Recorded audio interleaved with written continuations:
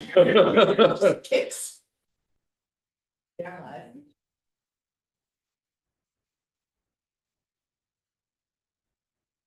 Okay, thank you. Good afternoon, everyone. It's nice to see so many people here today and welcome to House Human Services. Welcome on Intellectual and Developmental Disability Day here at the State House. And we were so happy to see so many people up in the balcony this morning, and I'm glad that you were able to stay here during lunch and be here for coming to testify here in committee this afternoon. Our day has been a little bit, off schedule, a little wonky. And so I'm sure that we will see other members coming in as they see the text that I sent them saying, please come as soon as possible.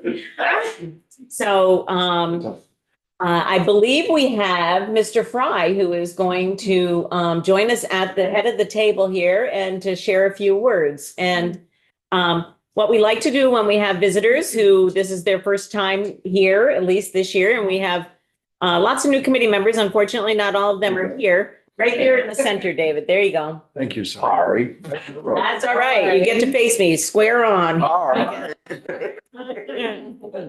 So we're going to do just a quick run around the room and around the outside of the room for people to introduce themselves. Please just say your name and what town you're from, okay? I'm Teresa Wood, and I'm from Waterbury, and I also represent Bolton, Bucegore, and Huntington. I'm Ann Donahue from Northfield and also represent Berlin. And I'm Doug Bishop from Colchester, and I represent our Chittenden 20 district. I'm David Fry from North Ferrisburgh. Ferrisburgh. My name is Zon Eastus, and I live in Guilford and represent Guilford and Vernon. I'm Jubilee McGill. I live in Bridport, and I also represent Middlebury, New Haven, and Weybridge. Hello, everyone. I'm Ray Garofano. I live in Essex, and I also represent Essex Junction. All right, we're going to start right here and go all the way around the room. April Menser, Ferrisburgh. Jennifer LaRose, Winooski, Vermont. Susan Aramont, the Vermont Developmental Disabilities Council, East Montpelier. Lori Morse, Committee Assistant. Amy Johnson, Vermont Care Partners, and Bolton. Jennifer Stratton, Ohio County Mental Health Services, and I live in Walden. Elizabeth Walters, Pre-Emergency Support Services, I live in Waterford. Helen Malone, Upper Valley Services, I live in Whiting. Gloria Quinn, Upper Valley Services, and I live in Heartland. Susan Yuan, I live in Jericho. I'm Scott Johnston. I live in Winooski, Vermont, and I represent CCS. Andrew Bray, CCS, Colchester. Liz Underwood, Champlain Community Services, I live in Colchester as well. You can tell now. I live in Sheldon. You want to tell them your name? Alan Whiskey. I don't want none of our services they got from CCS. Because I have, I don't want none of them they cut because I have diabetes. Well, I have type 2. And also I need the money to keep my program going. I'm Casey Wolf, from South Burlington, and I'm here with CCS. Thomas Castle, Champlain Community Services, this class board member, and from I live in Essex Junction. My name is Heather Potter. I'm with CCS and I live in Colchester. Delaney Norton, also here with CCS, and I live in Jay. Can you?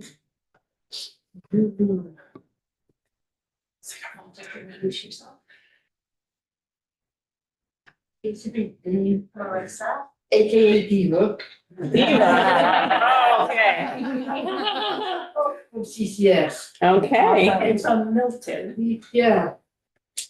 That's it. And I'm the assistant is Christopher at CCS. Thank you. We have a representative from Milton on this committee. She doesn't happen to be here right now, but you might get a chance to meet her. I'm Anna. I am also from CCS and I live in Burlington. I'm Laura Frederick. I'm from CCS and I live in Essex. Thank you. We have 2 reps that have joined us. Hi, I'm Dan Noyes. I represent Wolcott, Hyde Park, Johnson, Belvedere. Sorry I'm late. Oh, that's okay. It was a wonky schedule. And I'm Rep. Esme Cole of Hartford, and it's great to be with y'all. David, welcome, and welcome to everyone who's here. As you can see, we have people from all over the state here, which is great. It is the People's House, and we love to share the place that we work in every day with people from the state. So thank you all for being here. David, why don't you share a little bit about what you want to say today? Well, what I'd like to say today is thank you so much for, giving the services that we so deeply need in our lives, the money every year. But, we always are asking for more money. And if we don't get the money, then what it does to our services is that we don't get services and people leave, and because they can go down the road and get a better job. And it's really, really important that we get the services that we need, because we need to strive. We need to be part of the community. We need to be individuals with needs. And when I don't get services, what it does to me is I get depressed, I get isolated, and it's just not a good thing. And I just really, really thank the state for giving us the money. And, we always need more every year. And it should be in the budget every year to give us the money that we need for these services. So thank you once again. Thank you so much from the bottom of my heart and other people in this room. Thank you, David. David, I haven't caught totally up on what you're doing these days, but are you working? I know you used to have a job that I think that you left, and you have a different job now, right? I've been at the same job for 17 years. Okay, so you're still there. Okay, all righty. Great. Are there, I'm interested in, if anybody else has any, any comment that they want to make, particularly if you're a self-advocate, somebody who's speaking. Yes, go ahead. Yeah, well, as you know, my name is Scott Johnston. I live in Winooski, Vermont. I've been working at a place called Marshalls. I'm part of the TJX group. Ah, do you get a discount? Do you get a discount? Yeah, Okay. I work at the Marshalls in Lewiston, and I've been with CCS for a number of years, and I do appreciate all the services that I've been given over the past few years. Great, thank you. And CCS, for people who might not realize, that's Champlain Community Services. And Alan, you were talking about needing to keep your support. You have help with your diabetes. Do people help you with your diabetes? Yeah, I have kids too. Mm-hmm. So, and that means you probably have to watch what you eat and things like that, huh? Yeah. Thank you. I need my money for my medicine, Uh-huh. so I'm looking for a job. Thank you. Thank you for being here. Yeah. All righty. Thank you so much, David, and everyone else. Delighted to have you here. And if somebody, David, you might open the door and invite Commissioner Bowen in, because she's going to be next. There. Nobody out here. I'm sure she's close by. Yeah. She just had it done.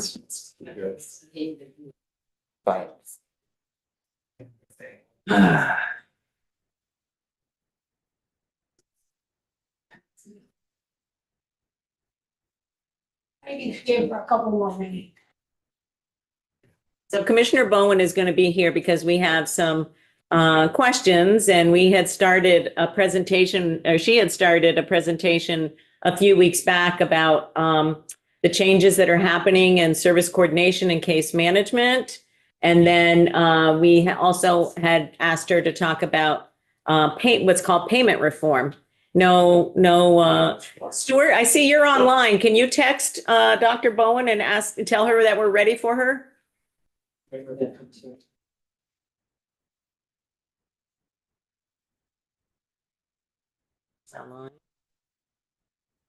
Just see. Hi, Stuart. Hi there. Good afternoon.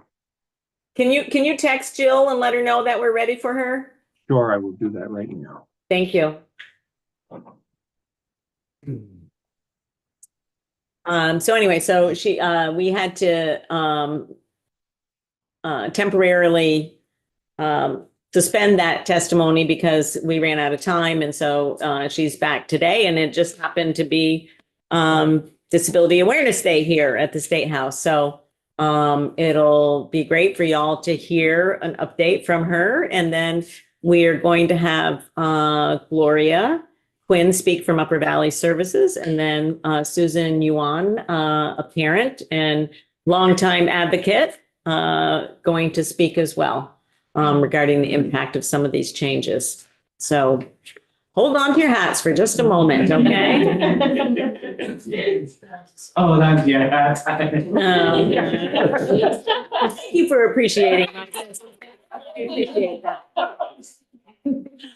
think that's like a bigger speech. It is a vigorous speech, exactly, exactly.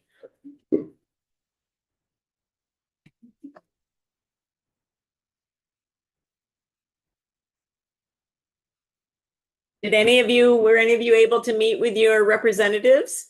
So Representative Doug here is from Colchester. I don't know how many of you actually live in Colchester. I know CCS is in Colchester, but Doug is the representative from Colchester. So that's right. He's a good rep. So. And I see Jen is online. Hello. Nice to see you. Good afternoon. We're just waiting for the commissioner to join us. I know she's in the building. Fantastic. Thank you. We have a room full here, Jen. So just letting you know, we've got, I don't know, 20 people or so in the room. All here for Intellectual and Developmental Disabilities Day at the State House. Oh, that's great. I was told I couldn't join because I have quite a few germs, but I'm glad you had a good time. So, Thank you. Yes. yeah, so I did do my due diligence in not showing up and spreading germs. Thank you. So Thank glad you. to be here. Hi. Just went to the party for a while. Well, yeah, I know that's not the case, but come on in. Yeah, it's kind of standing room only. There are a couple of chairs there if you can find a spot to put them, but There are chairs that are standing over there. You see them there next to the refrigerator. Maybe. is there a presentation to put up? No. Did we already share the PowerPoint? Yeah, you did way back when, I don't know when that, when. We had a new one that I sent yesterday. Oh, you have a new one. Put it up. Yep. What one? The comparison. Why does everyone have to be so small? No, we won't do it. Bigger room. I dancing. I guess it's some of it's kind of a management It's the issue. door right there, so. So you can't have 50 people. Oh my God.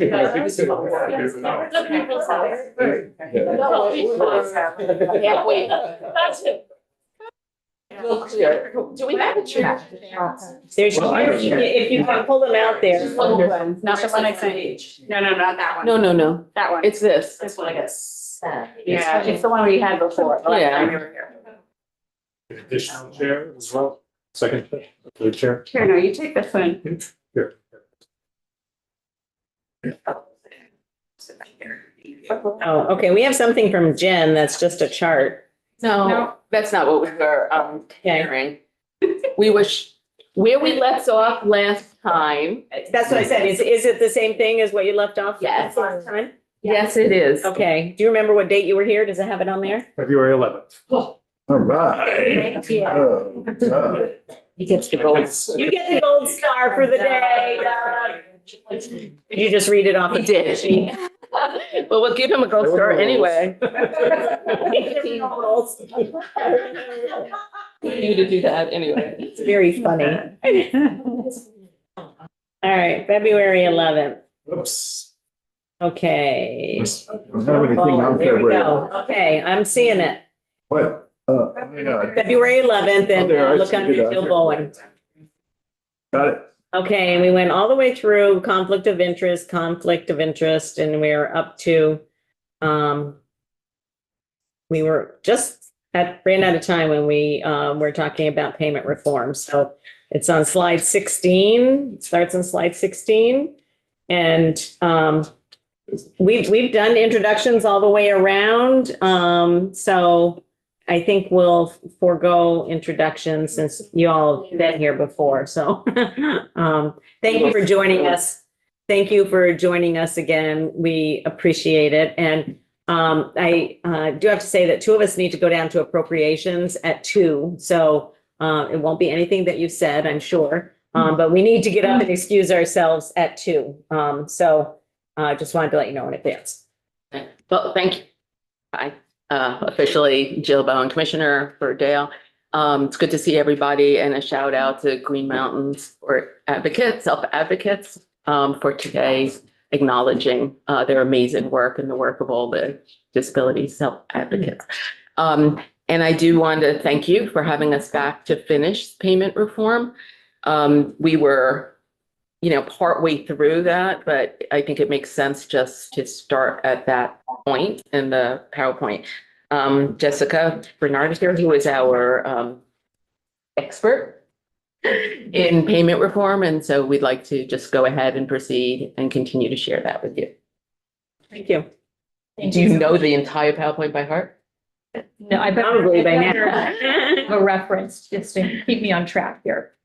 Yes, Jessica Bernard, Deputy Director of Payment Reform. Thank you so much for having us back. We'd like to start with the why. Why is payment reform happening? Just to give a little history for anyone who isn't as familiar and hasn't been working on this for multiple years. So we started working on payment reform officially in 2018. That was in a response to a state audit finding back in 2014 that told us we were not able to kind of track individual budgets, track the services that happened, and be able to connect the services that were provided to how an individual budget was spent. And that was something that we did have to fix. And so we didn't have a lot of standardized rates in our system. We have been using what we call the Vermont tool for assessments. Because that wasn't something that was standardized, it's a great tool. There are a lot of wonderful things about it. And it's something that was created, I think we've all estimated about 20 years ago. So it's been in use for a while, but it wasn't something that had kind of a training curriculum or a way to make sure that need was being measured the same way across everyone at an agency and the entire state. So if we aren't measuring need the same way, we don't know if we're responding to needs in a similar way. And so we started down the path of how do we bring all of this together and come up with a new model, a new framework to address some of the things that we know that we had a finding about that we did have to take care of. And so some of the things over the years, as they've come together, we have built a model that we think incentivizes service delivery, and we hope is more data informed and will help us identify gaps and help make sure that resources really are being distributed equitably.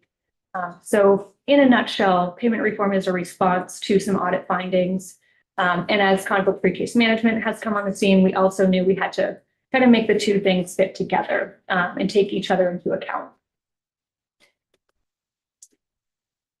So we won't spend a lot of time on the goals. We'll try to go quickly. But we have some really important goals of payment reform. We want it to be transparent. We do want this new model and system to be easily described and understood. That is a tall order. These are some complex changes and ideas and frameworks, but we do want to bring more transparency also at the state level, the agency level, but also at the individual level, so people really know what services they're getting, what is their budget, and what is that budget supposed to be going toward. So it needs to be effective. We need a payment model that will support people getting the appropriate services for their needs. And part of that is measuring the need in a similar way across people. It also has to be equitable. So we need to make sure our resources are available in a similar way across the state. It shouldn't matter if you're from Bennington or Burlington or Newport. Resources really should be available. We need some accountability. That was the audit finding, is we need to be accountable for how money is spent, how our budgets and services being delivered. So we have our encounter data reporting. That has been quite the journey over the last 4 years. And we have people in this room who are doing it, right? And had to do the on-ramping. It's now we're about to enter our 4th year. And so being able to bring in the data to say, these are the services people are getting where we were 4 years ago and where we are today is something to be celebrated. There's still more work to do, but it's been a huge part of bringing more transparency and accountability into our system. And the goal around accountability for payment reform and what would change would be we'd be able to see individualized budgets and services with detail that we've never been able to see before. And then sustainability. A big goal is really that we need to be able to pay providers rates that are fair and that will pay for service delivery. Can I ask a question, Jess? So when you said we'd be able to see individual budgets and service plans in a way you've never seen before, can you elaborate a little bit more on that? So the first piece, the service delivery, now we have MMIS data, Medicaid Management Information System data that says this person got this service on this date for this amount of time. So we have a lot of really great information about what are the actual services people are getting, what are those budgets paying for? And then being able to say, what is someone's individual budget? And that is their budget so that it's not transferring in between people. It's really clear that an individual's budget is their budget. And if someone else needs additional funding, that we would have a path to ask for that additional funding, and it's unique to each person. I'm just trying to figure out, you say that's one of the goals or one of the benefits, and doesn't that exist now? People have individual budgets now, and there's a path forward if they need a change in their budget or if somebody else needs a change in a budget. People definitely have individual budgets now, and requests are changed, but funds can be shifted in between people. So one person's budget, if they're not utilizing it, then could be shifted to another person. And that's less transparent. That's right. That's not a conversation that typically happens with the person whose budget's being transferred. And so we think it would be cleaner to just have an individual's budget be their budget. And if somebody else needs something, then let's make sure that it's really specific to them so that we're not shifting between. I see. Okay, so the concept of providers, designated agencies, and specialized service agencies managing within an overall cap and then being expected actually to utilize the resources at an individual level, but also flexibly if people are not utilizing or if there's a change in needs. That's essentially, it's what I'm hearing you say is that there'll be actually less flexibility instead of more flexibility. We bring the flexibility in a different way. Okay. So we wouldn't want the flexibility to exist between individuals and what they need in their budgets. Part of it is the flexibility factor that we're building into our payment model. 5% of someone's overall budget becomes flexibility. We're jumping ahead. Yeah, we are jumping ahead, and that's why I checked the time because this is a really important piece of it, and it's going to take her several pages. That's okay. I'm going to check with House Appropriations to see if I might postpone. Also, So keep going. I just want to say the flexibility is a big piece of it, and that's what the providers spoke about quite a bit. That the flexibility that exists in the current system but can't exist, and a lot of that flexibility goes away with conflict-free, even before payment reform. Payment reform actually builds it back in, but in a different way.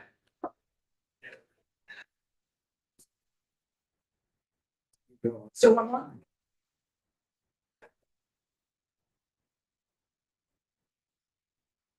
Thank you for coming. Thank you. Yeah.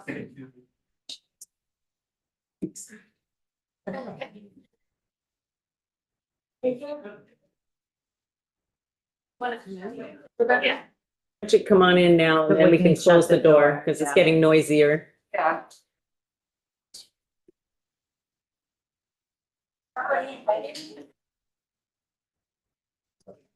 Sorry for the disruption.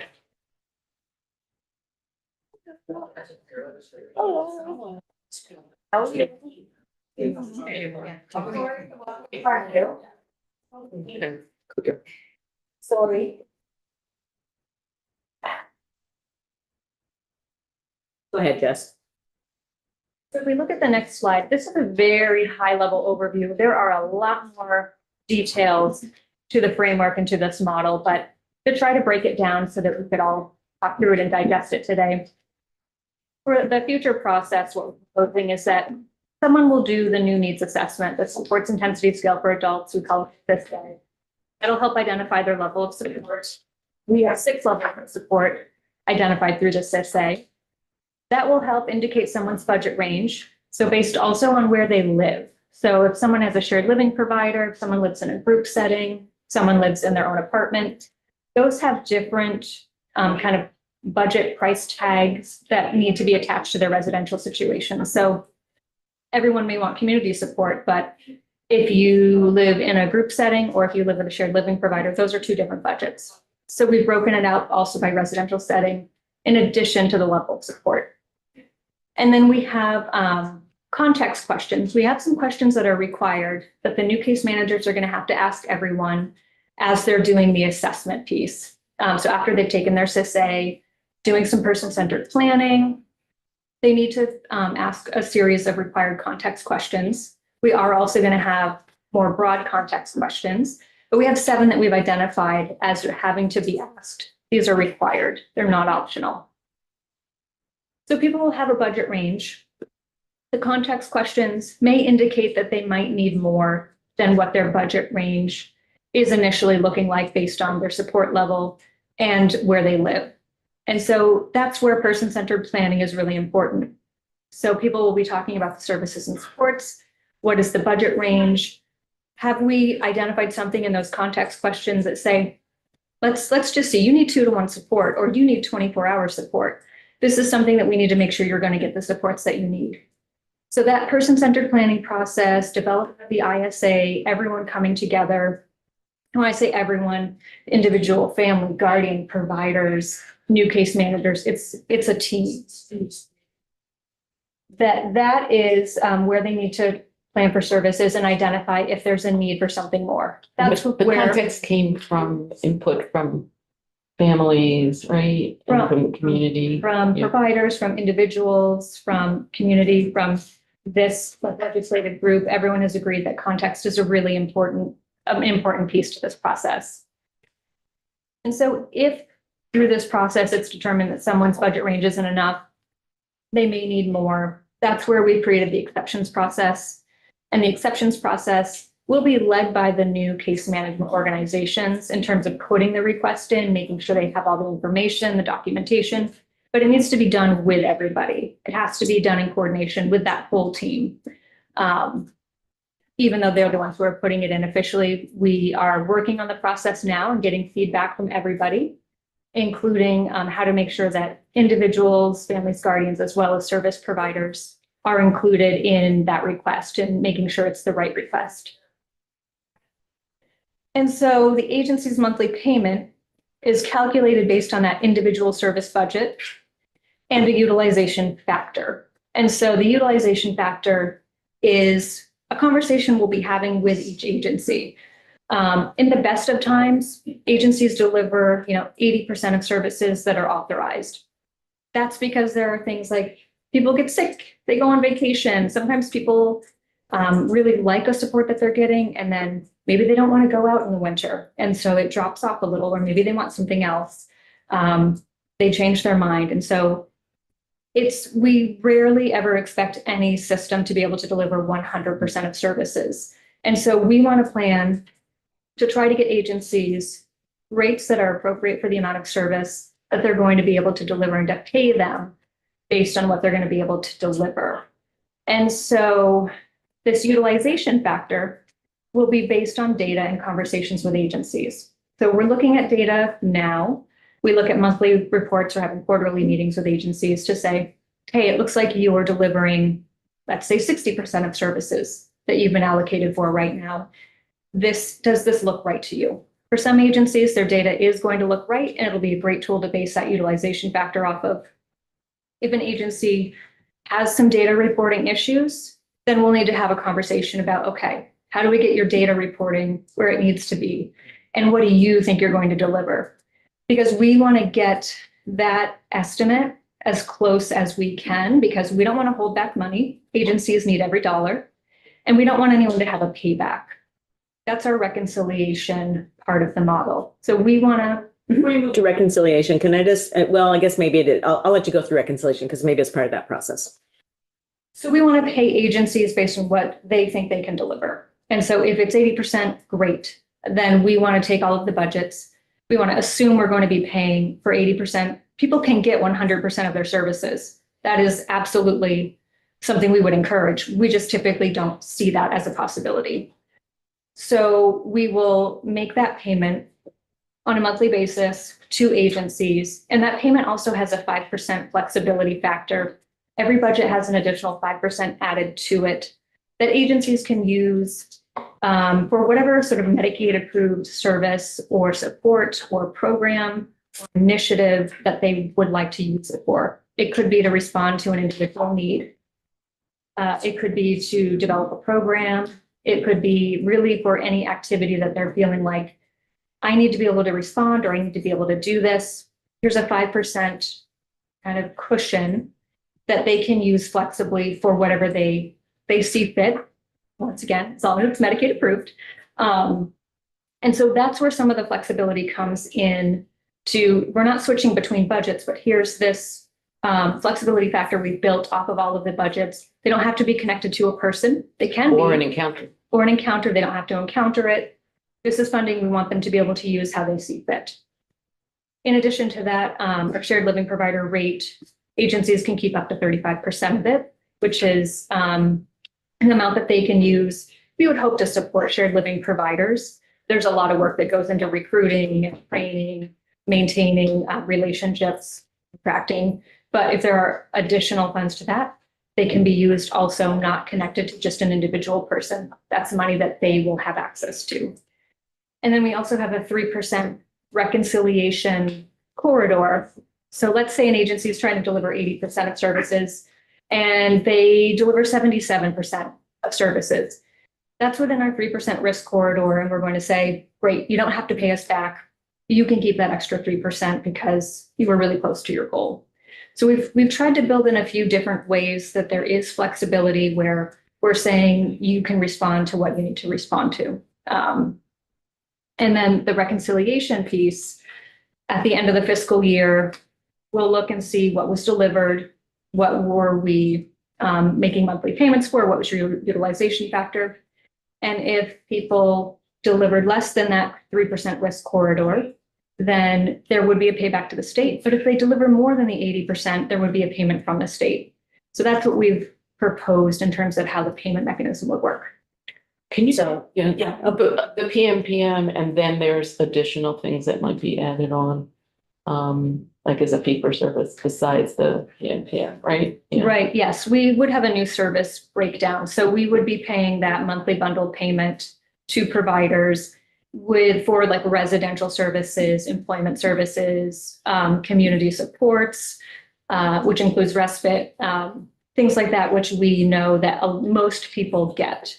And then we have things that we're taking out of the bundle. So things like crisis and communication support.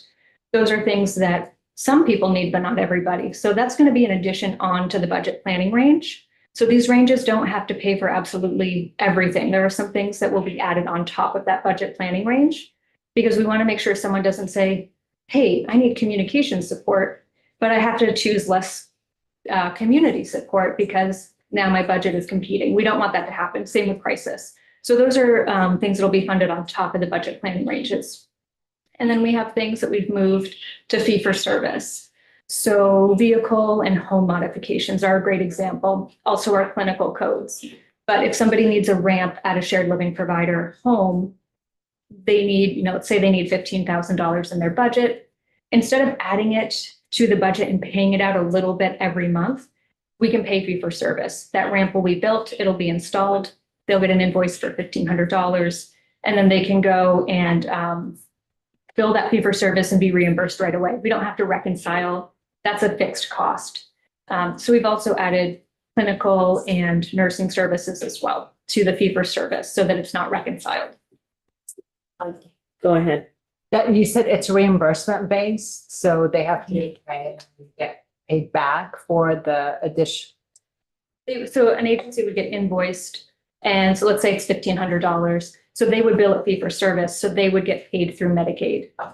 And then everyone can, I guess, their business office can function how it wants, if they want to pay ahead or if they want to wait till they're reimbursed and pay. We wouldn't dictate that. But it wouldn't come out of their regular PMPM bundle. So one of the questions that I have is, I'm actually already hearing from families about this, and that the reconciliation risk corridor, I think is kind of where it falls into the calculation here, that agencies are trying to reduce their level of their percentage of services not provided. So they're reducing service plans. So therefore, then the services that they are providing are a higher percentage of a reduced service plan. And I heard from 3 or 4 families about this same situation. So I mean, I think agencies are trying to prepare for some of these changes. And I'm actually really concerned about the communication that is going out to families and to individuals about how these changes are happening. So because somebody is not able to provide the services because they're not able to recruit staff, or they're not able to, it does not mean that the need has changed. And so actually changing the service plan is a problem for me, because the need is still there. The plan, and all efforts should be made to fulfill the plan. But, if despite extenuating efforts to do so, they're unable to do that, it seems incongruous with the needs of the individual. You wouldn't change the plan. So someone's needs are someone's needs. I think we all absolutely agree on that. Their plan would stay the same. And we would be paying, assuming, as you're saying, agencies are delivering 100% of services. We want to get at the number of what they are delivering, so that we can pay that amount. And someone's plan would stay the same, and people can continue to get 100% of their plan in the event an agency is able to deliver it. There are some people who do get 100% of their ISA and their plan and their services. So people can get it, absolutely, even if we're paying at the 80% utilization factor, because as a whole, the agency is typically delivering less than 100%. So one agency could be 80% or 85%, another could be 65%. It's looking at that as a whole. What are people actually getting? But it won't stop anyone from getting services that can be provided. And I get that, but I just know from the families that I've received correspondence from, that it seems as though, and I'm not faulting them for doing this, agencies are trying to increase their percentage. You're in the data gathering process now, it sounds like. They're trying to increase their percentage so that they get a higher percentage of, whatever the allocation is supposed to be. And I'm just... Let's be clear about one thing. Yeah. Right? That if they do 100%, if they provide 100% of service, they get 100%, right? It's the reconciliation process that is trying to be balanced, but the service provision is paid for. So it's based on need through the CISA. So that's how the budget gets created, not based on percentages of what folks are doing. We had not heard that, so we appreciate, that information. I've heard from 3 different families now. Well, we'll go back and try to see if that's what they're, and we have not had any sense that the providers are doing that sort of, shift like that. Yeah. But we will go back and look at that now that you're saying that, so that people understand that that's not advantageous for the providers to actually be doing that. Doesn't help Well, them. and it may not be what they're doing. It's just, it's perception and things happening at, timeframes, and it just kind of sounds like what's happening. And I think that the thing that is somewhat concerning about the process is, one, there's a lot of things happening at the same time. And understanding and explaining how this works to individuals who receive services and their families. Could you explain maybe what efforts that y'all have made about explaining this change process and communication to There is a families? communications plan. Let's go through it so that we should, yeah. So we initially started about 2 years ago with something called CISA engagements. They were open to anyone who wanted to join and hear about the CISA and then give updates about where we were at with payment reform. We have done, is that just waiting for- I don't know, Rebecca's giving me busy. I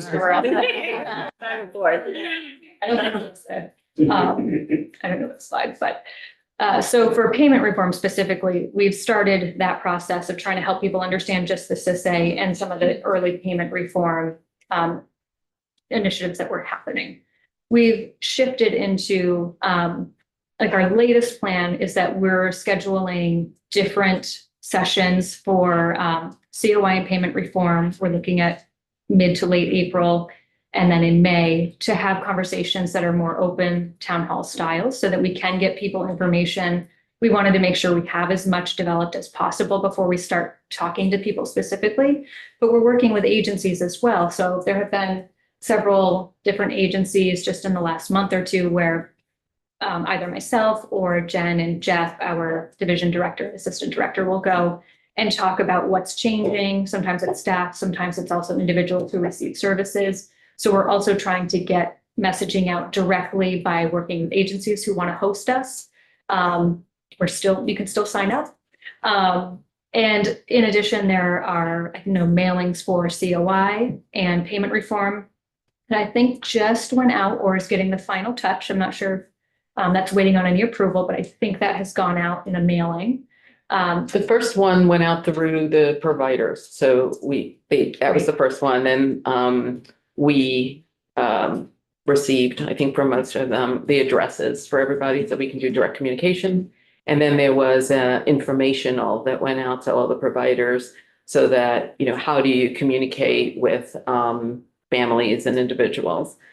And so this is part of an iterative process of having regular communications. And we wanted to have some direct communication to families through mailings, but also through the town hall structure. And in addition to that, there will be kind of a meet and greet with the new case management organizations that will be coming up. I believe those are going to be scheduled for May. I will also be there so we can answer questions. So we're trying to do multiple avenues of, we can meet with you at your agency if that's what you want to set up at the agency level. We will have that town hall style. Here's COI and payment reform. Here are the changes. We'll have the case management organization meet and greets. We're going to try to support that also with the mailings that are going out. We're also open to feedback if people have additional ideas about how we can get the communication out. We're always happy to hear what people would suggest. And transition grants are being, I know I signed several of them very recently, so I know they're moving.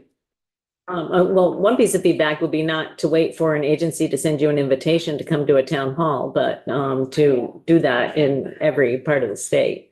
Well, we've been organizing them with people. I think it's been collaborative. I think it's been a, hey, are you interested in this? And let's find a date rather than waiting for people to approach us. I think it's been a collective conversation. Yeah, I think it's just important for everybody to be, everybody have the option or the opportunity to be able to hear from the state directly about what the goals are and what the process is. Yeah, we agree. Absolutely. So we will set it up in there. That's what I think, we will set it up in every corner, not just if we get invited, but we will come, and if you choose not to come, we'll sit there and look at each other, but we expect that you probably will. I was just reacting to the comment saying that we wait for an invitation. Right. So I think, Representative Wood, we have been doing that. It's been a little bit of a shifting schedule as we have been working with the invitations that we've been getting, as well as trying to set up our own sort of statewide ones. But we have been working on setting up statewide opportunities for people sponsored by the department. Great, thank you. Other questions that people have? Okay, I'm not seeing any right this moment, but I invite you to stay. We're going to hear testimony from Dr. Susan Yuan and Gloria from Upper Valley Services. And Susan, I think it'd be great if you could go next, if that's possible. Thank you. Thank you so much. so much. Appreciate it. Bye. Thank you, team. I was wondering where Jen was. Doesn't look like she feels well. You actually didn't want She her. said she was keeping us There well. she is. Yeah. I missed Thank you, her. Jen. Representative Steady. Yeah, it was, she just said right there. Representative Steady, I also wanted to introduce you to a constituent of yours. You can maybe touch base with her after the testimony. This is your representative. She's from Milton. Oh, we're good friends. Oh, well, there you go. You know her already. It's very crowded in here, but we can always play it back. Okay, all righty. Thank you. My son and Marissa hung around together in high school. They went to birthday parties together. Oh, well, there you go. You already know her. She came to our party. Okay. Yeah. Great. Good. Yeah. Okay, welcome. Thank you. My name is Susan Yuan, and as I said before, I'm from Jericho, and I have a son with disabilities who is 51 years old now. Believe that. He was 10 when we first met, and I'm 81 now. As mother of one of the people who would be affected by proposed funding cuts, I'd like to tell you a little about my son, Andreas Yuan, and his funding and services. Andreas has no other family here to care for him but me. His father is in Taiwan, one sister is in London, and the other is in Hong Kong. His stepfather died 3 years ago.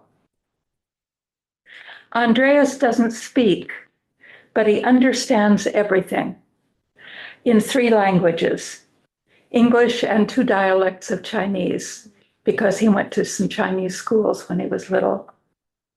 When he was 15, we discovered that he could read. And when I don't know what he wants, I give him printed choices, and he points to his choice, even without speech. He communicates all the time with sounds, gestures, and laughter. He loves animals and babies. And he also votes regularly by pointing to choices. Andreas needs support from most of the areas of his life.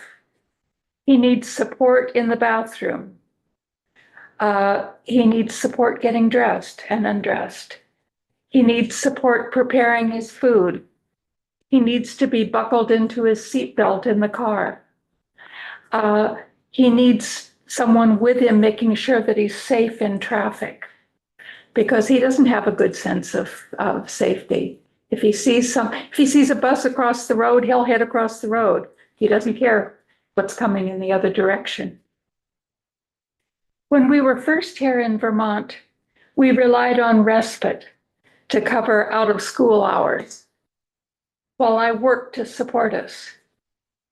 After high school, we applied for a Medicaid waiver to cover his care hours.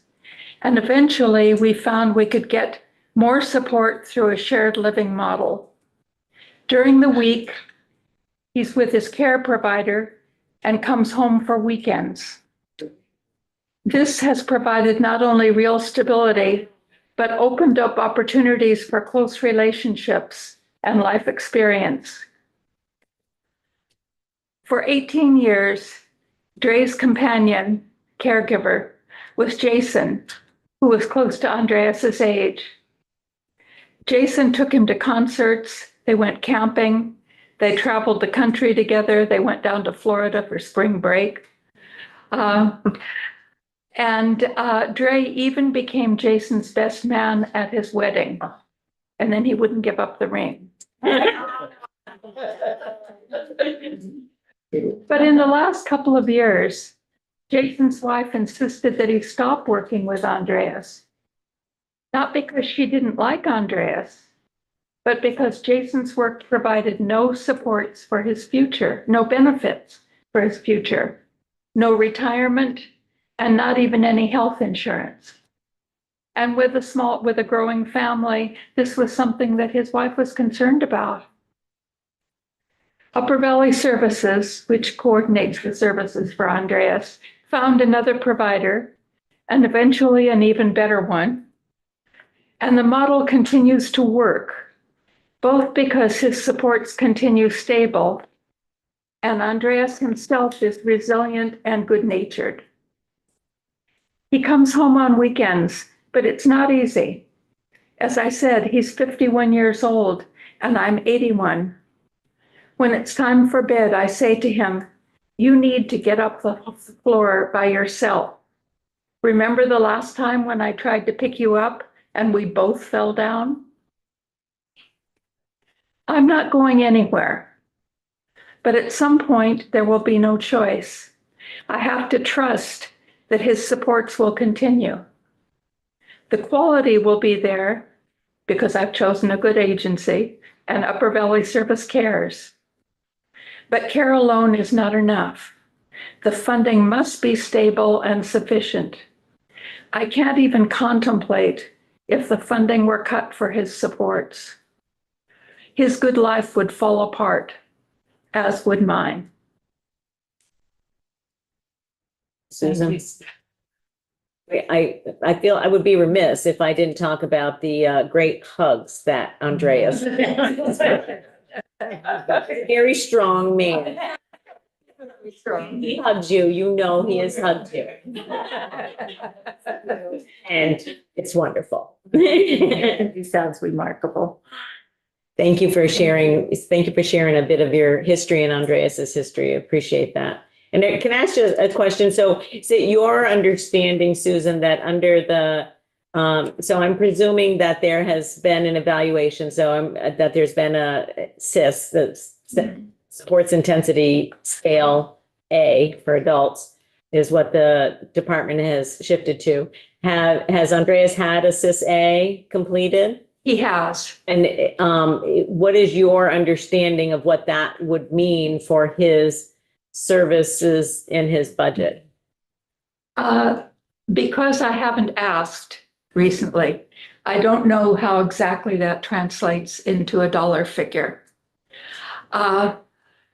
I presume that he would get sufficient support to cover the hours that he would need.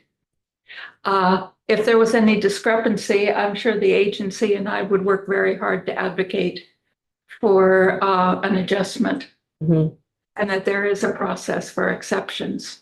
Well, and I know you worked really hard on making sure that not just Andreas, but other people in the state who receive supports and services, that assessment be as reflective as possible. The tool itself be as reflective as possible of people's individual needs. So thank you for all of the work that you did on that. And I think the context tool is very important too, because it's one thing to find out what his basic needs are. It's another thing to find out what the context is in which those supports would be delivered, and if there would be any adjustment based on that. Great. So Any other questions? Yeah, go ahead. how often would this CISA be done? Is it an annual thing or? I'm under the impression, and I'm not sure that I'm accurate, but I'm under the impression that it would be done every 3 years. See, things can change so suddenly. If there was a sudden change, believe me, the agency would know. But we'll be hearing from the executive director from Upper Valley next. And I see that Jennifer Garabian has her hand up. Go ahead, Jen. Yeah, so the full assessment is done every 3 years or upon request. So as Dr. Yuan says, if there's a change in need, a family can request a full assessment at any time. There is an annual process to review the needs assessment to make sure that there isn't a need to do the full process every year. That would be done with the case manager. So there are protections in place to make sure that it's reviewed on an annual basis, but the entire process is done every 3 years. I have another question. Again, I'm new to all of this, but I have no idea how many people in Vermont we're talking about here. Jennifer can tell you that answer to that question. We have an annual report that they've shared Okay. with all of this data in it. Then I'll look there. That is on our website. Never mind. I'll look. It's about Good time. 3,350 All people right. who receive home and community-based services. Thank you. Thank you, Susan. Appreciate it. It's really nice to see you. Gloria, welcome to the table. Well, people have been keeping it warm for you. Good afternoon, everyone. I'm Gloria Quinn. I'm the Executive Director of Upper Valley Services. I don't have a presentation. This is more of a conversation. And I'll be following along a little bit just so that I keep track with myself. I just want to tell you a little bit about Upper Valley Services, and I want to acknowledge that I have a board member, parent advocate in the room also, in addition to Susan Yuan. So very happy that you're here. Dave Westerman. And Mr. Westerman has submitted written comments that are on our website. Thank you, sir. So Upper Valley Services was incorporated in 1986, and it was incorporated for the reason as a designated agency serving individuals with developmental disabilities for Orange County. It's important to note that the strong parent advocates and folks with disabilities kind of created that movement for Upper Valley Services to exist. And so self-advocates and parents and board members, parent advocates, are very strong and guiding voice for Upper Valley Services. They have always been, and they will continue to be that way. So I have great respect for people at the state leaders who have initiated or thrust upon them these initiatives. I have some experience with payment reform, using the SIS-A and the corresponding model. So I want to speak a little bit about that. This is from a different state experience. I've been in the field for 40 years, so I still have so much to learn, but I have a lot of passion. I'm feeling very emotional about these changes, so I apologize if I come across that way. I am. We have many people at risk, and we take that very seriously.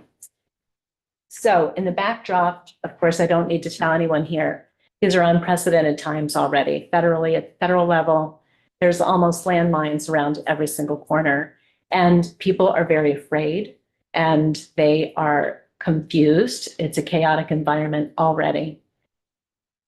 I would say additionally, this is probably one of the most chaotic times in terms of changes at the state level as well, Vermont level, for folks with individual intellectual and developmental disabilities. There are two big initiatives going on. They are separate initiatives and they do play together, but they are separate. It is conflict of interest case management, and it is the payment reform. And with the payment reform is the SIS-A assessment process that has been happening for a couple of years. And I think Jessica spoke very articulately about that.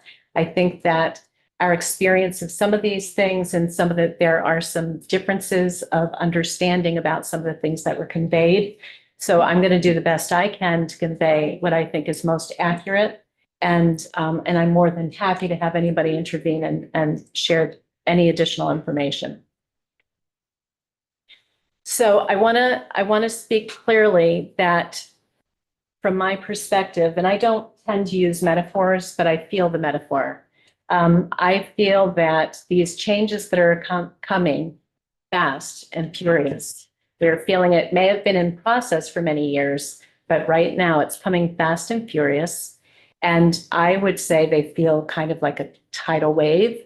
What I'm really concerned, though, is about the tsunami that's about ready to hit at least 65 people that just UVS alone serves. So I want to get out of the way the conflict of interest piece first. I want to say that we understand this is a federal mandate. So we support and have participated in countless hours of committee meetings, and as partners in this process, we feel very strongly we want to help this to be successful, and we would like to continue to promote inclusive participation and strong partnership between the new case management organizations and our providers. The reason that that's so critical is that it would help to make things as seamless as possible, as consistent as possible, and for services to stay intact for people. Yeah. I don't want to lose our budget for CCN. There. Well, we're going to talk about the budget too. And so we a process that works for everyone. The conflict of interest case management and the new case management organizations. As a provider community, we are united in feeling strongly that this payment reform should be pushed back. We are not trying to do away with it. We would like to help improve it. We have been participating again in countless hours, committee meetings. We've invited the state to UVS many times, state leaders, to share our greatest concerns about it, some of our greatest concerns about it. So this is where I'll part. Now I'm only going to speak about UVS. I can't speak for any other agency. And I do want to interrupt just for a moment, Gloria, to let committee members know that you might recall that in our budget language that we recommended to the House Appropriations Committee, we included language to delay implementation of payment reform for 1 year, so that both of these things, the conflict-free case management and payment reform, would not be happening at the same time. And I haven't looked at the total budget yet, but I was assured that the language is in there.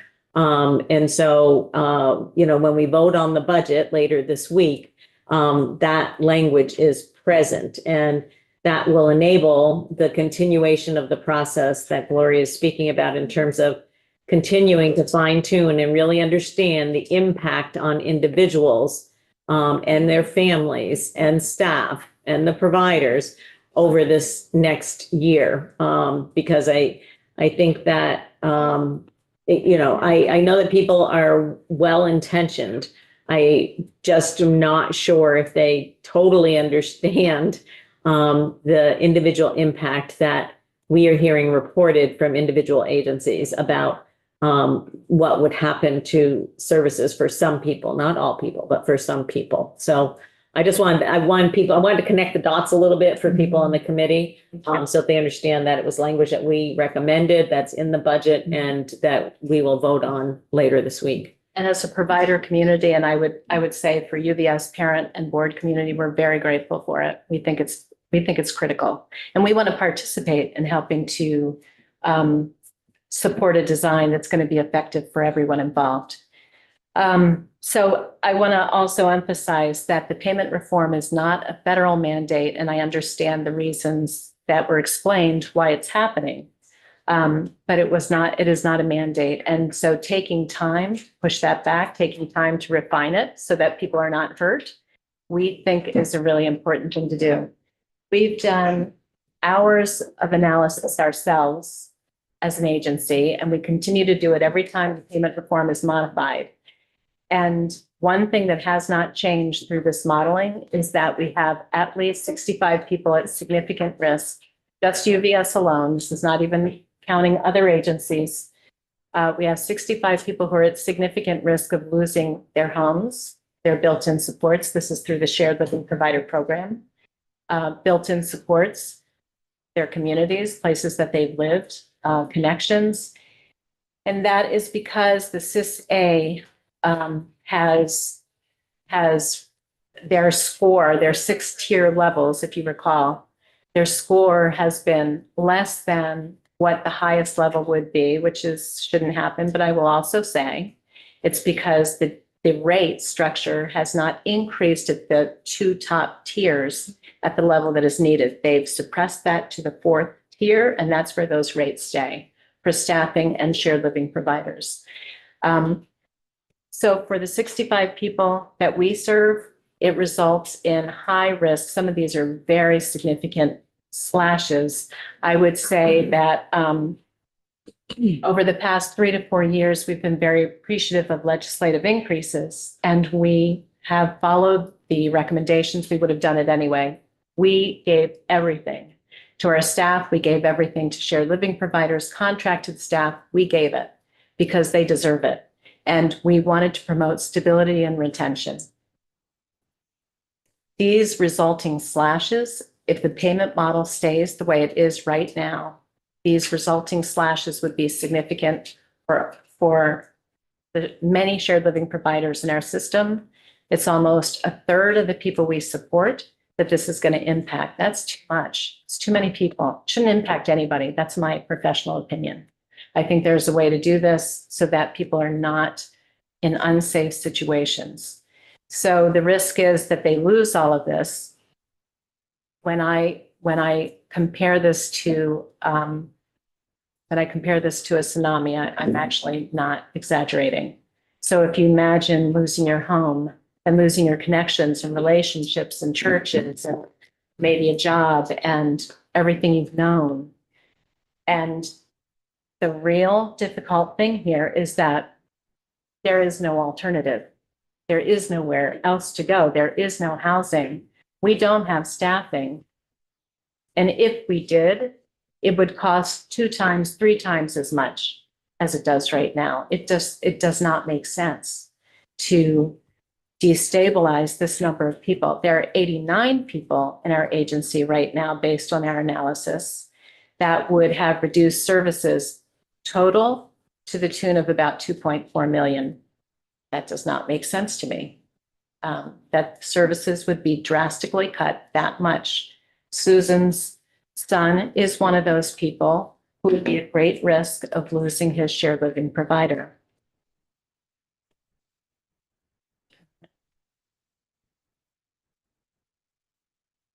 When I hear myself say these things, it's unbelievable to me. It really is. And I have great admiration for our state leaders.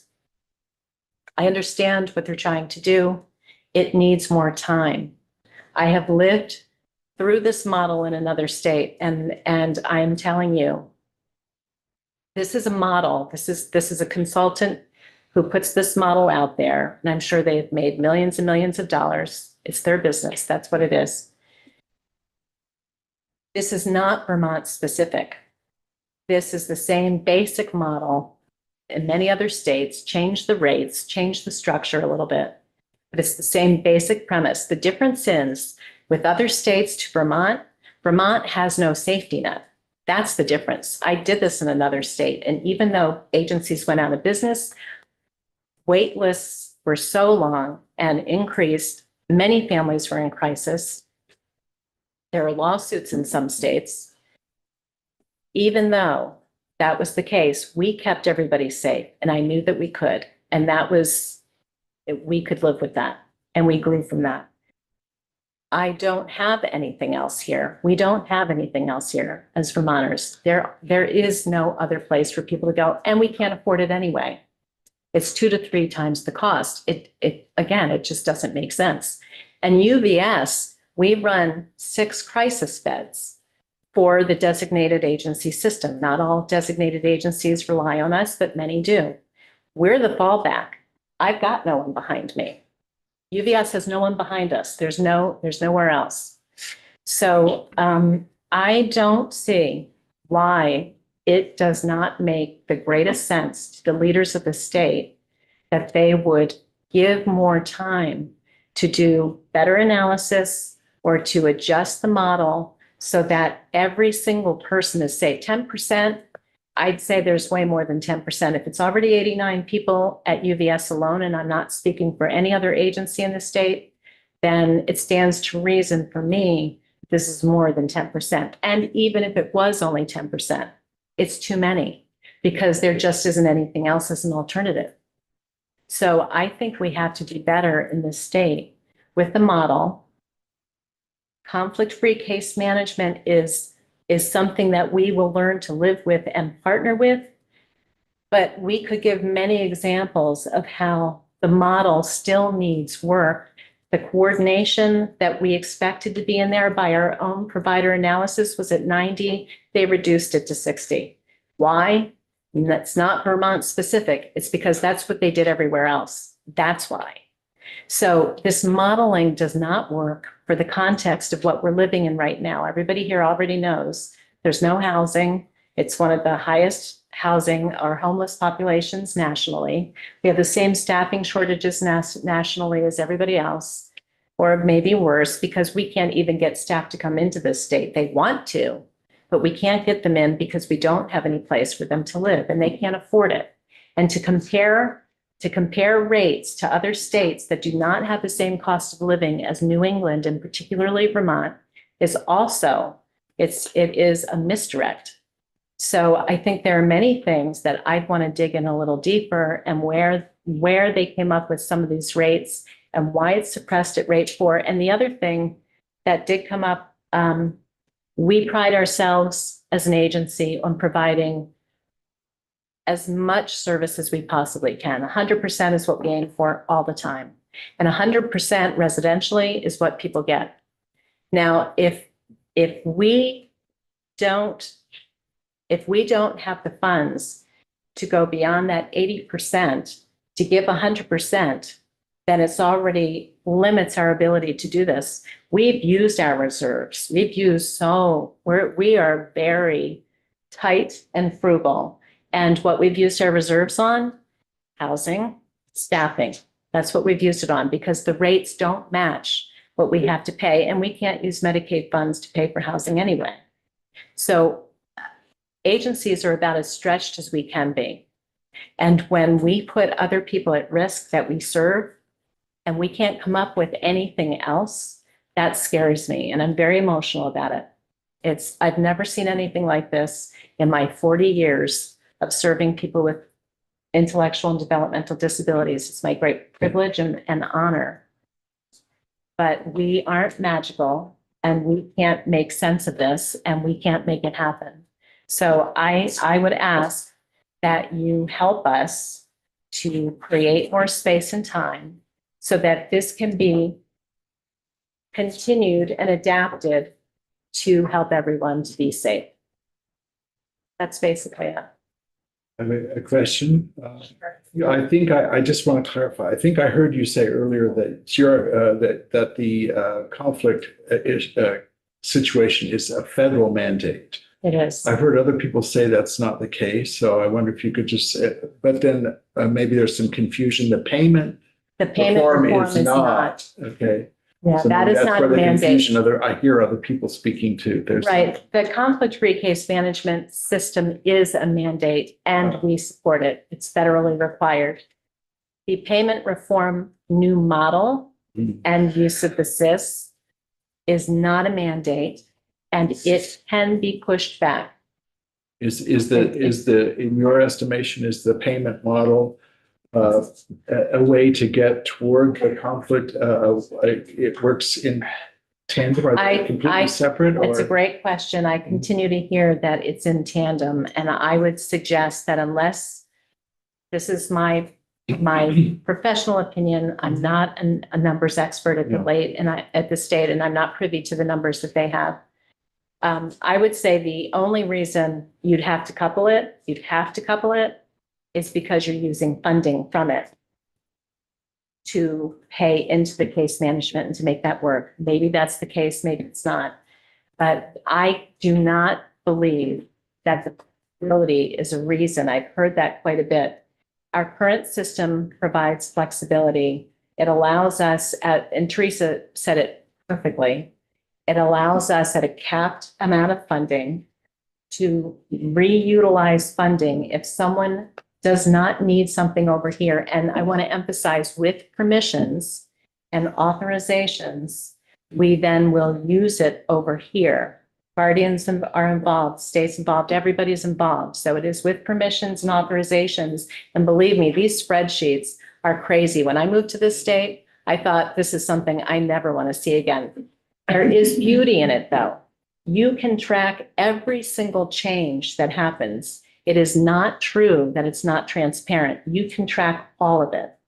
And it is true that agencies are trying to get their grip on encounter data and to show utilization for all the services. It is true that we struggle with staffing and that we're doing everything that we can and that we're even paying more than what we receive funding wise to get staff at a much higher rate. And it is true that we're using our reserves for housing. Those things are really true. And we do it because it's the right thing to do. But it still leaves us all very strapped as organizations to continue to serve people that deserve it and need it and rely on us as Vermonters. Did that help? Did that clarify? Yes, thank you. Go ahead, Jennifer. Can I just make a quick clarifying point? So Gloria, with payment reform and conflict of interest, part of the connection is using the SIS. So the SIS is an independently administered needs assessment. And regardless of which direction we go with payment reform, we'll still use an independently administered needs assessment to come into conflict of interest compliance. So regardless of sort of how that piece of payment reform shakes out, and like, that is a requirement based on a state auditor's finding. And while we're not under a corrective action plan with the federal government, at some point we may come under increased scrutiny around sort of how we are functioning. And so getting out in front of it has its benefits, but we will still need to continue down the path of using the SIS-A for our needs assessment because it does have that independently. That's true. And I said that the conflict-free case management is part of the federal mandate. However, the SIS itself is not required.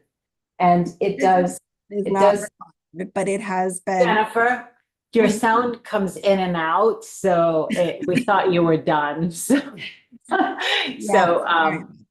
you're both talking at the same time. That's true. So Jennifer, that was already happening though.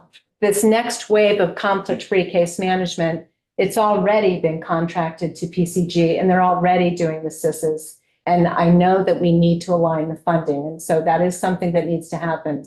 So what I'm suggesting is that we take more time to create the corresponding model that connects to the SIS-A so that we're keeping people safe, because right now it's not going to work. It just simply doesn't work. And I would also say that context is a really critical piece, and we have been working on adding context to it. But part of the SIS-A process does not, there are questions asked, but context does not correspond to funding. They haven't connected funding to that. That's why there is an exceptions process that we would all have to go through, that people would have to go through in order to justify the funding that they need. So the funding is based on just the situation for the individual. And then the context is just extra, right now, extra information that sort of releases a waiver or something. So if I can give an example. Yeah. So it's because it's complicated and I may or may not explain it really well, but I'll do the best I can. So the SIS-A is a standardized assessment tool that is based on what is showing the person wants to do and needs to do it. Number one, when these first SISs were done, and Susan can vouch for this, people didn't even understand it was going to correspond to funding. So some of the SISs that I believe people are living under right now, the scores are when they didn't even understand what the outcome was going to be, because it started, 2.5, maybe 3 years ago. So that's one thing. But so someone who might be at one level, say level 4, and might need a shared living provider situation. So if they are, I'm trying to think of a good example. So they may have more family involvement, say, who wants to regularly take part. And so maybe what they really need is just part-time shared living provider. And so that's going to work for them. That reduces how much money they need to spend. That's, by the way, some of the beauty of what this equity and the process that exists now, which I'm not going to defend, but I'm just going to say it was promoted in many other states as one of the best places ever to have a very individualized, person-centered plan and funding process, but that's separate. So based on the context, if there's somebody who needs a shared living provider and they need to be rural because of maybe they've been traumatized and this is just going to quiet, they need the quiet. They need to be in a rural place, but there aren't a lot of people who are going to be there who might add to that. That package might look bigger because even though the needs might be the same, they don't have the same access to people. And maybe that shared living provider is going to need to assume more responsibility. And maybe at one point, they were even going to do some of the employment coaching and things like that, which happened historically at times. So that package might look bigger. And it's a context conversation. It takes more than just looking at the result of the assessment and say, no, they should be equitably just the same. Well, equitably, it doesn't always work. And I would say it is equitable because it is giving them the same result with variations of the package. So that's the difficulty of the current system. And it does take context conversations. Now, the equity that they're working on does not at this time also include providers. And I would say that from a far back funder perspective, the state funds, and if they're the ones making these decisions, I'm not sure how they're going to understand some of the complications of context and whether as providers we can actually even implement the services unless somewhere that line of thinking and experience is sitting at the table. So I think there are many, these are just examples of things that still need to be worked out. And we have not started to inform the 65 people that they might be in grave risk. If we only have the summer to map this out for 65 people, I mean, I think I can say pretty comfortably here, I think you would all understand it's not going to work. We are not going to be able to do this. And people, I feel nothing but guilt that I haven't informed everyone. And we wait, our board waits. We've decided we want to partner with the state and see if we can work this through in some way that's going to allow everyone to be safe. And so that's our intent. And yet I know that there are 65 people at grave risk of losing their homes and everything that they've known for some people, many years, 30 years, 20 years. So with due respect and admiration for many of my colleagues at the state level, I would say this is simply not going to work, not for the people we serve. And I don't know about all the other agencies, but this is just one. And I would ask that we maintain this movement towards pushing the time frame back so that this can become a more sustainable way for the people it's meant to serve. It is meant to serve people with developmental disabilities. Go ahead. So I have another question. I'm sure that you're expressing your opinion and UVS's stance, but I'm sure you're talking to the other agencies in the state. So while you don't want to speak for them, you probably are hearing, are the story, the kinds of issues you're hearing, would you say that, or are you a standout in this? We are unified in for many reasons, agencies have various concerns. Sure. The model's not complete. And so even though we've been reanalyzing, we're in wait for the next completion point so that we can constantly look and say, is everybody okay? Is everybody going to be okay? So we are unified in that. What I can't speak to is their examples. Yes. Understand. And so I think it would be an interesting conversation to have with other agencies. And some other agencies are sitting here at this table, sitting around us. I would say that from my perspective, I don't understand how there couldn't also be significant numbers of people across the state that would have similar impacts. Yeah. I will just go out. I want to say the reason we may be a little out front with analyzing, honestly, is because I've lived it before. Mm-hmm. And I'm super paranoid that people will be safe. And I'm more paranoid here, and I've said it, because we don't have a backdrop safety net. There isn't anything to catch people. So I think we may have been doing a little bit more a little faster with that. I'm not positive of that, but I think that the catch up is going to come.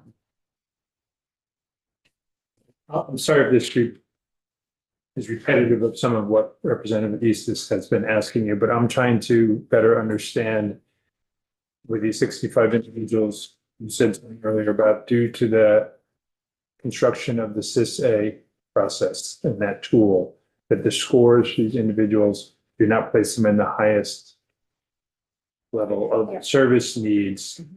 And therefore, that seems to be where the risk is created in this payment reform movement. Have I understood? I think, yes, and I would like to just clarify it even Please, further, if that's please okay. do. So of the 65, there are 50 of those individuals who I would say are in a much higher level of need. So we're talking about people with duly diagnosed mental health issues and substance use issues, some of them definite trauma, behavioral, medical.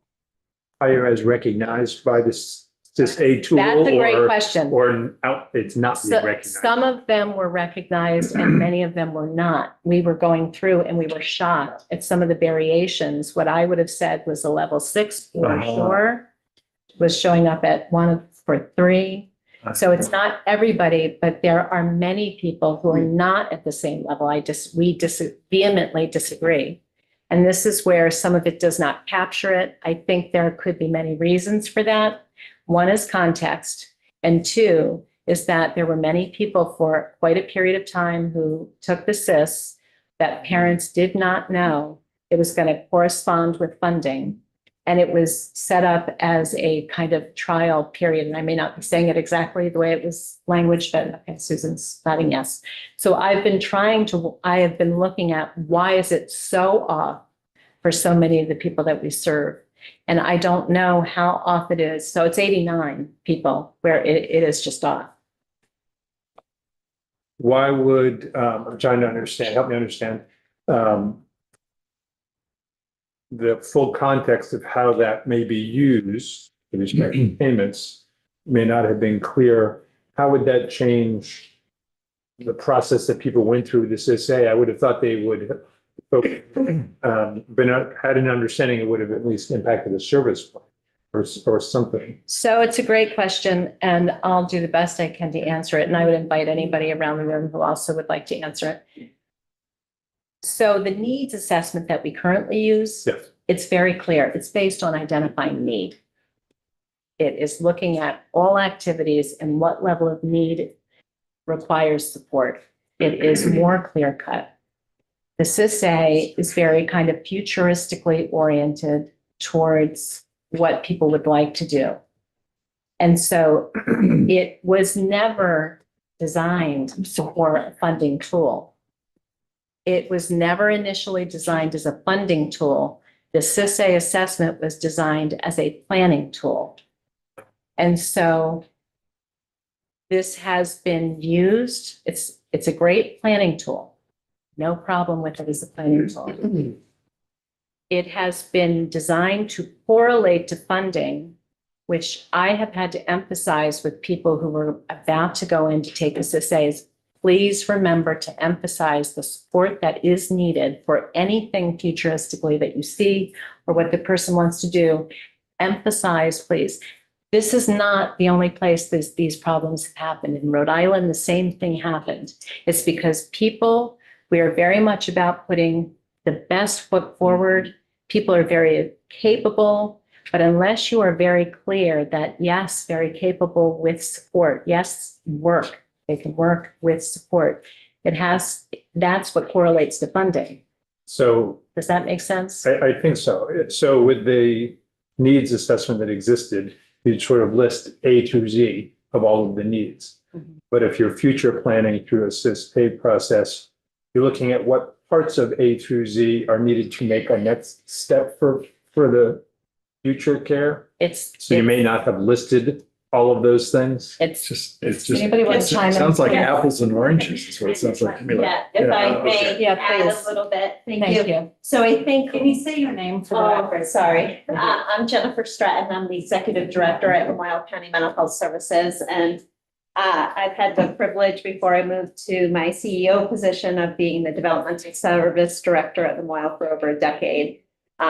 I'm very passionate about it as well. And I'm also very concerned for the individuals who are counting on us to get this right for them. So I'd just like to add a little bit to what Gloria was saying, that our existing model right now with the needs assessment, we have some pillars that developmental services was really established on. And one thing was nothing about us without us, and you get no more, no less. And the needs assessment really allows us to get down, from my perspective, my professional perspective, very precisely to what somebody's needs are. And what we're talking about now is moving to tiers. And we don't fit as individuals into tiers. And some people may, but it's not exact. Where now, through our intake process and eligibility, that needs assessment really allows our intake coordinators to get down A to Z with what your needs are and present to our state equity what exactly you need, no more, no less. And then we do have a process for continuing to reevaluate that. I think the other piece with this is, for some organizations, they have really specialized in serving individuals who maybe have really complex medical needs or public safety needs. It puts those agencies at great risk, because we know that, as Gloria articulated so well, they're capped and there's going to be an exceptions process. But what is that going to look like? That is really scary for our whole system of care. Thank you for that additional clarification. Go ahead, Dr. York. When we took the CISA, I thought it was all just an academic exercise. It was never presented as tied to funding. And one of the things that families learn very early is to present the most positive picture of our son or daughter as we can. You do not want to present the most positive picture when you're taking the CISA, because it's not accurate to the needs. And I don't even know, I can tell you, I don't know how he scored on it. But my guess is that his score was not accurate, because we didn't know why we were doing it. We didn't know the impact of it. It just was, as I say, it was like an academic exercise. Oh, here's something we can try. Let's see what this is like. A question about that. Thank you for clarifying that. So all those folks that have already had this to say, and it doesn't sound like communication was as ideal as it should have been. Is there a plan to reevaluate those people before we put this into effect? I mean, it might be a question for Jennifer. I believe so. Yeah, so again, I mean, I won't hazard to, I'm sorry, it says it's unstable. Let me try this. We can hear you, Jen. We can hear you. Okay, let me see if that helps. So I won't hazard to guess how many people are feeling that their ultimate score is inaccurate. For people who are feeling that the results of the CISA doesn't match the overall needs of that they have or that their loved one has, we can absolutely work with them to get a reassessment scheduled. We had about 3,500 people that we were looking to get assessments in place for by the end of this fiscal year, so June 30th. We're fairly well through that process, and would have capacity to go and do updated assessments for people. We're at that 3-year mark for many people anyway. So many of those early adopters of the CISA, we would be looking to do an updated assessment for, just purely by the timing. So I think that it would make good sense for anyone who feels it wasn't an accurate depiction of their needs to reach out to, they can reach out to me, they can reach out to Jessica Bernard, they can work through their agency to have another assessment scheduled so that we can be capturing the most updated like look at their needs and that we're working with the most accurate information. I certainly understand what people are saying, that it is often very challenging to talk about sort of the most, like the hardest parts of people's days, and that we often are looking to present the most positive aspects of people's lives. We do often talk about goals and hopes and dreams in our system, which is frankly what attracted me to this work. But certainly when we are talking about a needs assessment, it is really important that we are talking about the supports that are needed to help keep someone safe and working towards those goals and dreams.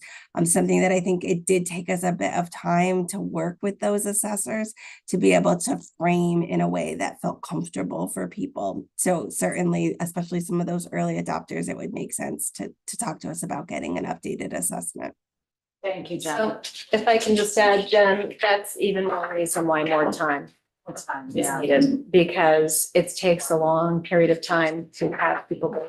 And we just received the CIS results not long ago, so that we just recently were able to correlate CIS results to funding. So we haven't had much time. At every corner, I feel like as agencies, we are running or catching up with something that is provided us so that we can really adequately assess to make sure people are okay. So time is what we need. One more question. Yes. Sounds like you have a lot of national outside of Vermont experience with payment reform. Are you aware of another tool that is better suited to determine funding? My answer is very unpopular, and it is what we have right now. I mean, when I was in Rhode Island, we were looking at Vermont. We were looking at Vermont because it is so person-centered, it's all about context. Everything is added to it already. And I'm not trying to throw the CIS-A tool under the bus. That wasn't the point of my presentation, so I want to be careful about what I'm saying. I think Vermont's system has been the best system in any state I've ever worked in. That is why I'm here.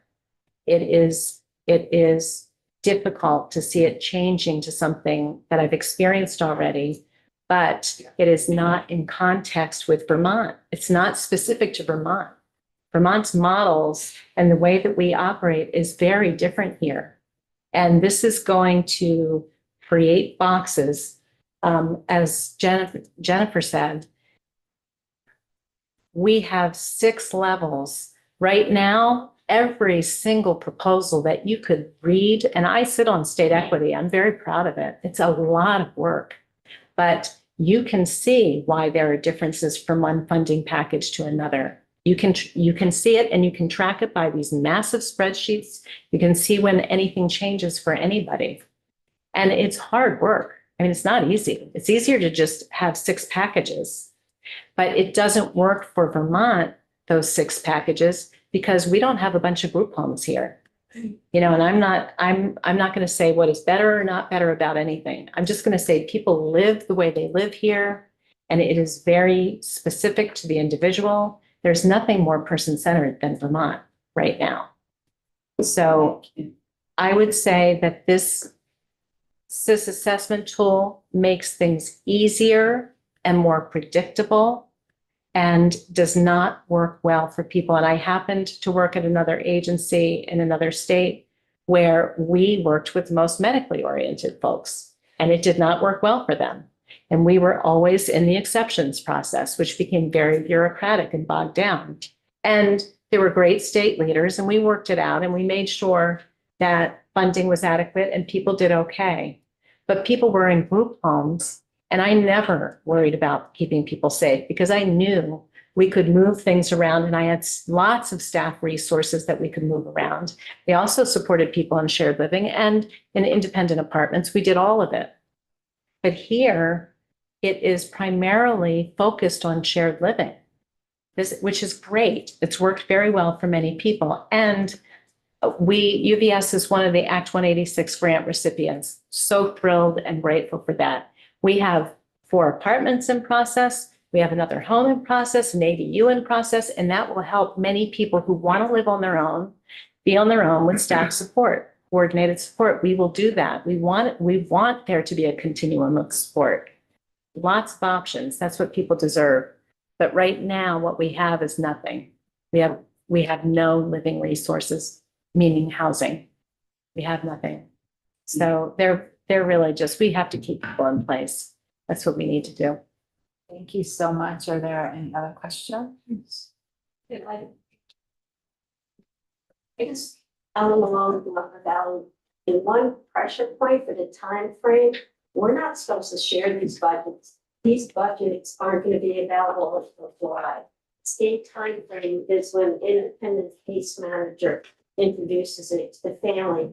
They don't know these folks. And so no one's going to have time to look at the exceptions process, make changes until July to be in place by October 1st. So timeline, getting back to the original point, thank you for listening. Yeah. Got that. Go ahead. I'm Dave Westerman, and I'm on the board, and I'm a parent. And, just so that you know, my son's CIS was finished today at 10:30.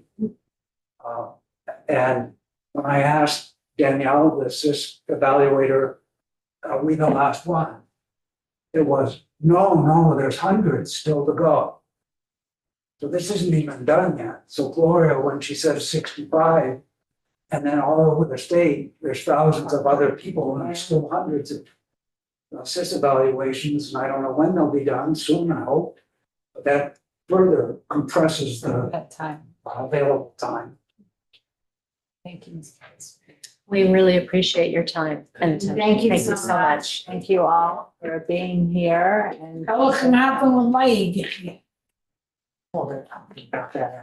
Yeah, we're talking about a different agency. So I think you're all set. All right, this, I think, concludes our afternoon.